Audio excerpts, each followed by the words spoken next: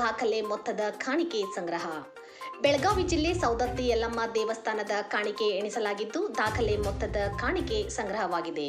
ಯಲ್ಲಮ್ಮ ದೇವಸ್ಥಾನ ಭಾರತದಲ್ಲಿರುವ 12 ಶಕ್ತಿಪೀಠಗಳಲ್ಲಿ ಒಂದು. ಹೀಗಾಗಿ ದೇಶದ ಹಲವು ಭಾಗಗಳಿಂದ ದೇವಿಯ ಭಕ್ತರು ದೇವಿ ದರ್ಶನಕ್ಕಾಗಿ ಇಲ್ಲಿಗೆ ಬರುತ್ತಾರೆ. ಹಾಗೆ ಬರುವ ಭಕ್ತರು ಕಾಣಿಕೆ ಹಾಕಿದ್ದು ದೇವಿಗೆ ಕೋಟಿ ಕೋಟಿ ಕಾಣಿಕೆ ಬಂದಿದ್ದಲ್ಲದೆ ಬೆಳ್ಳಿ ಬಂಗಾರದ ಹರಕೆಗಳು ಬಂದಿವೆ. 3 ತಿಂಗಳಲ್ಲಿ 3.81 ಕೋಟಿ ಕಾಣಿಕೆ ಸಂಗ್ರಹವಾಗಿದೆ. 2025ರ ಏಪ್ರಿಲ್ 1 ರಿಂದ ಜೂನ್ 30ರ ಅವಧಿಯಲ್ಲಿ ಭಕ್ತರು ಹುಂಡಿಗೆ ಹಾಕಿದ್ದ ಹಣ, ಚಿನ್ನಾಭರಣ, ಬೆಳ್ಳಿ ಆಭರಣಗಳ ಎಣಿಕೆ ಮಾಡಲಾಗಿದೆ. 2023ರಲ್ಲಿ ಇದೇ ಅವಧಿಯಲ್ಲಿ 1.65 ಕೋಟಿ, 2024ರಲ್ಲಿ ಈ ಅವಧಿಯಲ್ಲಿ 1.96 ಕೋಟಿ ಕಾಣಿಕೆ ಸಂಗ್ರಹವಾಗಿತ್ತು.